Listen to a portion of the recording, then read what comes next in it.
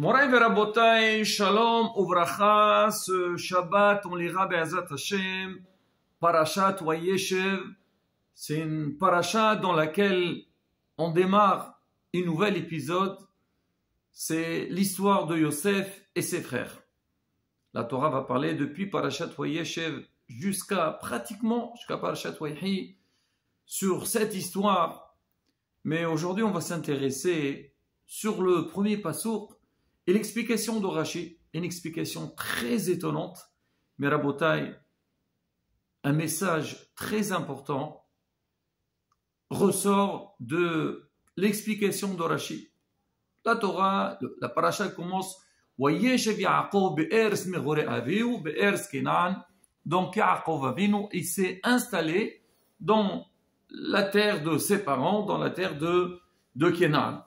On a tous suivi donc la vie de Yaakov Avinu, donc depuis le début avec son frère Esav, chez Lavan, le retour, et là Baruch Hashem, ça y est, Yaakov Avinu, il arrive, il rentre chez lui et il s'installe. Regardez ce qu'il dit Rashi. Rashi dit Bekesh Yaakov leshem beshalva. Yaakov Avinu, il voulait s'installer en paix. C'est normal. Qasaf ala urugzo chez Yosef. Il y a eu le problème de Yosef qui est ressorti. Ça veut dire penser être en paix, mais il ne s'est pas tranquillisé. Rashi complète, il dit c'est pas pour rien qu'il a eu ça, Yaakov Avinu. Kadosh Baruch il a dit les tzadikim, ça leur suffit pas ce qu'il aurait réservé dans le monde futur, dans Olam Haba. On dit le Sahar dans Olam Haba, Aïn Lora'ata. C'est quelque chose d'inimaginable. On peut aujourd'hui voir tous les plaisirs qui peuvent exister ne valent rien devant les grands plaisirs qu'il y a dans Olam Haba. C'est ce qu'il dit le Tana d'Om Pirkei Avot. Alors Kadosh Baruch il dit, Rashi, ils disent qu'Hachem pense. L'Odayan shel Sadiqim, ça leur suffit pas ce qu'ils vont recevoir dans le monde futur et ils veulent aussi rester tranquilles dans ce monde-là. Non, non, non, non. Il faut pas de paix ici.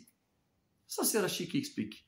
Et là, Rabotai, on va essayer de voir ensemble, est-ce que cette explication que Rashi est en train de donner, elle passe dans notre tête? Déjà, on va essayer de voir ensemble, c'est-à-dire quoi? Yaakov, Rasa Yaakov leshem beshalva. Yaakov Avinu, il voulait être en tranquillité.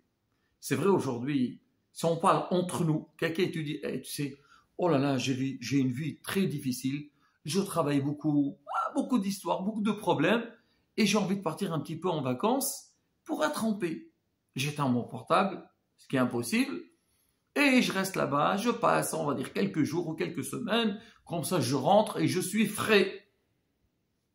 Comme ça, nous on pense en général, c'est ça, il va aller être un peu en paix, ne pas être dans le mode de vie dans lequel il se trouve. Rabotai, ce n'était pas du tout le cas de Yaakov Avinu. Yaakov Avinu, il n'a pas cherché à aller en vacances ou aller chercher des plaisirs. Yaakov Avinu dit, ça y est, maintenant, je me calme. Ça suffit, j'ai passé une vie très difficile et maintenant, Baruch Hashem, je suis retourné chez mes parents et maintenant, au moins, comme on dit, on finit en beauté. Donc, qu'est-ce que ça dérange à Kadosh Baruch Yaakov Avinu? Donc, il soit en paix. Et deuxièmement, il dit, ça ne suffit pas ce qu'ils ont dans le monde futur. Il y a un très grand mérite dans le monde futur. Alors non, là, il ne mérite rien du tout. Alors, il ne faut pas qu'il reste en paix. Il est jaloux des tzadikim. Au contraire, dans leur la menouha, dans leur la tranquillité, comme ça, ils puissent vraiment te servir correctement. C'est pas simple. Non, à Israël, on a du travail. Donc, Yaakov Avinu aussi, il a demandé à se reposer. C'est vraiment pas ce que nous, on pense. Quelqu'un, il arrive à la retraite, il dit, ça y est, maintenant, je fais ce que je veux, je me lève quand je veux, je voyage où je voudrais. Donc, tout est ouvert devant moi. Alors, ce n'est pas du tout le cas de Yaakov Avinu. Donc, c'est quoi, Rashi? C'est quoi cette explication? Ibrilal, comment Rashi peut expliquer une telle explication? Est-ce que vraiment, c'est ce qu'il voulait à Kadosh Baruch Hu? Rabotai, on va essayer d'expliquer donc le vrai sens du Rashi. Le vrai, je ne sais pas, mais en tous les cas, peut-être, c'est ça la kavana de Rashi. On sait très bien dans la vie, quand quelqu'un il dit « moi, je cherche la paix », c'est que certainement, derrière, il y avait une guerre. Je cherche la tranquillité, ça veut dire que jusque-là, j'ai une vie qui est perturbée. Je ne suis pas tranquille, je ne suis pas calme. Maintenant, on va voir un petit peu, c'était quoi le problème de Yaakov Avinu pour qu'il puisse demander « Bekesh Yaakov leshe beshalva ». Il voulait la tranquillité. Barabotai, pour savoir c'est quoi la guerre de Yaakov Avinu, on va essayer de voir sa vie, comment elle était. Et là, peut-être, on pourrait comprendre quel genre de paix, de calme que Yaakov Avinu il a cherché. Déjà depuis qu'il était dans le ventre de sa mère. La grossesse de Rivka n'était pas facile. On se rappelle tous. Elle n'était pas bien. Pourquoi elle n'était pas bien? Elle passait à côté de l'échevet Shem Ve'ever, Yaakov il voulait sortir. Elle passait à côté donc de l'endroit d'Avodah Zara, Esav il voulait sortir. Qu'est-ce qui se passe? Deux enfants, ils sont dans le ventre de leur mère. Ils n'ont qu'à attendre, ils savent très bien, ils ont 9 mois d'attente. Après, les Hayamul Shalom, chacun ils sortent, qu'est-ce qu'il y a? Ah non, parce qu'Yaakov c'était un grand tzaddik. Alors lui, il s'intéressait, il veut étudier la Torah, il veut aller dans le Beth Midrash. Et ça, c'était un rachat. Il veut aller à l'Avodah Zara. Rabotai, on peut comprendre pourquoi Esav il veut aller là-bas. Parce qu'il ne veut pas rester dans le ventre. Il y a un malach, il lui apprend la Torah, lui. Non. Mais Yaakov, même si tu veux la Torah, mais tu as un malach, tu as un rave privé qui t'enseigne toute la Torah. Tu peux beaucoup apprendre à l'Ishia de Shem Ve'ever, mais par rapport à ce que le malach il te donne, c'est incomparable. Donc, Bémet, pourquoi Yaakov Avinu voulait sortir? Hachamim m'explique, vous savez pourquoi? C'est vrai qu'il y avait la Torah, il y avait tout ce qu'il faut. Mais Yaakov, il a dit, rester à côté d'un rachat, ça ne m'intéresse pas. Ou le rachat, ou le shrino. J'ai envie de partir de là-bas. Pour dire que quoi? Que déjà dans le ventre de sa mère, il n'était pas tranquille. Une fois, il vient sur terre, dans le monde, on connaît tous l'histoire. Yaakov Ishtam Yushuv Alim, Esav, c'était un rachat. Donc, c'était deux mondes différents. Et on le sait. Et surtout aujourd'hui, à notre époque, c'est qu'on a des gens qui n'ont pas le même mode de vie que nous. Même si nous, on va être bien, c'est pas du tout évident. Et c'est pour ça qu'on dit, donc, par rapport à l'éducation de nos enfants, ou même quelqu'un qui va habiter, tu vas aller quelque part. Alors, ne va pas n'importe où. Va dans un endroit où tu sais que là-bas, tu auras ce que tu as besoin. Tu as grandi dans un monde religieux, tu as des traditions. Va dans l'endroit où tu peux faire la même chose. Mais si tu vas dans un autre endroit, tu peux tout perdre. Et pour Yaakov, ça c'était un grand nisayon. Le fait que son frère était de l'autre côté, et lui, il a besoin tout le temps d'être tranquille. C'est ce qu'on avait vu avec Sarah Imenu. Quand Ishmaël s'est marqué, Ishmaël Messahek avec Ishaq, Sarah Imenu a dit, Abraham, Garish Tamoid Bena, il faut renvoyer Ishmaël. Qu'est-ce qu'il y a? Non, j'ai peur. Il est en train de lui apprendre des choses qu'ils ne vont pas dans le même derrière, dans le même chemin que nous, Sarah et Abraham, on veut donner. C'est pas pour nous. Donc, Yaakov ne savait très bien ça. Et c'était pas évident. Il fallait qu'il combatte pour ne pas tomber dans le piège de Esav. L'histoire des Brachot. C'était une guerre qui n'était pas facile. Et Yaakov Avinu, il va chez Lavan. Mais avant de partir, Yaakov Avinu fait 14 ans d'Yeshiva chez Shem Ve'ever. Pourquoi faire la Yeshiva? Ça suffit pas ce que tu as appris chez Ishaq. C'est vrai, j'ai appris beaucoup chez mon père. Mais maintenant, j'ai besoin d'apprendre comment combattre la Vanaracha.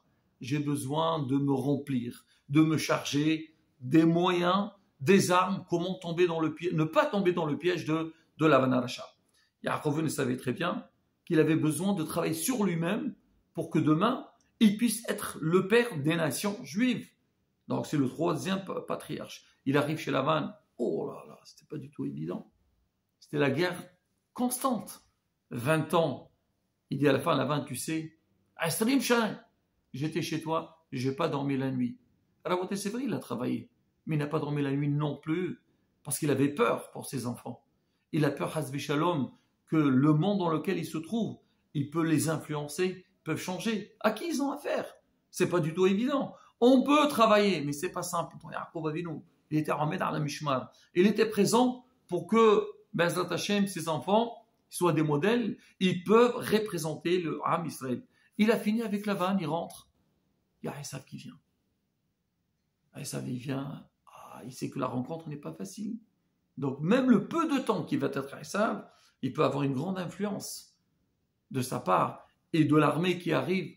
Donc Yaakov Avinu, il a fait le nécessaire pour que vraiment aucun contact entre ses enfants et Esav Arachar. Et là, il a tout fini. Donc Yaakov Avinu, quelque part, il a passé tout son temps à travailler sur lui-même et surtout l'éducation de ses enfants. Maintenant, Yaakov Avinu, une fois arrivé, tout ça, la bataille, c'est ça la guerre qu'il avait Yaakov Avinu. Yaakov Avinu, c'était pas facile pour lui. Il avait une vie qui est très très difficile.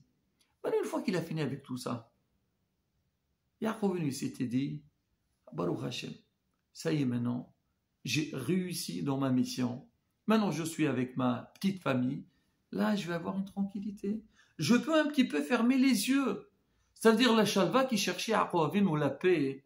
C'était aussi un petit peu par rapport à toute la vigilance qu'il devait avoir jusqu'à maintenant. Il a dit, maintenant c'est bon, je peux, Baruch Hashem, les enfants grandissent autour de moi. Ils ont leur père à côté d'eux. Ils vont apprendre tout chez lui. Kadosh Baruch, il dit, non. Tu sais, peut-être physiquement, tu veux te reposer, ça ne me dérange pas. Mais au niveau de l'éducation de tes enfants, tu n'as pas le droit de te reposer. Pas de repos. Il faut aller jusqu'au bout, jusqu'à la fin de ta vie. À partir du moment que tu as des enfants, tu as laissé une continuité, il faut surveiller, il faut être derrière, parce que Hazvi Shalom, ça peut passer à côté. La preuve, tu veux te mettre en paix, qu'est-ce qu'il dit Rachid? Qafas alab l'ogzo chez Yosef. Le problème de Yosef. Mais Yaakov Avinu, il avait plein de problèmes. Il y avait que Yosef, il y avait Lavan, il y avait Esav, Dina et tout. Ça, on ne parle pas. Ça, c'est d'autres problèmes. Mais là, le problème de Yosef, c'est quoi? Le fait que Yaakov Avinu, il pensait que maintenant, il va avoir une certaine tranquillité. Il va laisser un petit peu. Bon, c'est pas grave, les enfants. Amusez-vous bien. Allez, c'est Baruch Hashem, vous êtes grands. Non. Et chez Mishmo, il y a eu ce problème. C'est ça qui veut dire Rachid. Ratza, il pensait que ça y est, il a travaillé, il a fait le nécessaire, maintenant il peut se reposer, même au niveau de l'éducation. Il dit non, pas évident. La preuve, chez toi à la maison, il y a un problème entre les frères. Et la bataille, quel message ressort de ce Rachid-là pour nous aujourd'hui, qu'on vit dans un monde, peut-être ce qu'il a vécu à Yaakov, c'est sûr que c'était très difficile, mais ce que nous, on vit aujourd'hui, avec tous les problèmes. Déjà, la société dans laquelle on se trouve. Et n'en parlons pas tous les problèmes. Les portables, les réseaux sociaux, les Internet et tout. Chez Mishmor, est-ce que c'est évident de combattre tout ça? C'est pas du tout évident. Et là, c'est une responsabilité qu'on a, les parents, vis-à-vis de nos enfants. Il faut savoir que même si Baruch Hashem, nos enfants, ils sont bien, c'est bien à la maison, mais il faut voir, c'est qui leurs amis? Ils fréquentent qui? Même s'ils sont dans une bonne école, des fois, il peut avoir des petites failles. Et surtout, les problèmes qu'on ne s'attend pas. Comme on a dit, l'histoire de portail. Qu'est-ce qu'il y a un enfant? C'est vrai, ils ont besoin de travailler avec le portail. Mais derrière, il y a énormément de choses qui ne sont pas du tout évidentes. Yaakov Avinu, c'est lui le message pour nous. Yaakov, c'était le père des Shvatim. Nous, on est ses enfants. Aujourd'hui, on représente nous aussi un Yaakov. Notre responsabilité vis-à-vis de nos enfants. Et surtout la bataille, les attachés, on entre sur la fête de Hanouka. On sait c'est quoi Hanouka. On parlera dans le prochain cours sur Hanouka. Mais on sait le gros problème, c'est quoi? Les Yevanim, ce qu'ils voulaient faire à Israël. Et la rabotaille, comment on dit, on se prépare à cette fête. Mais aussi, il faut voir, comme on dit, on essaie de bien nous recharger, d'être prêts, être très vigilants pour l'éducation de nos enfants et avoir l'espoir, Bezat Hashem, qu'on aura beaucoup de nahat, amin, Kenerasson.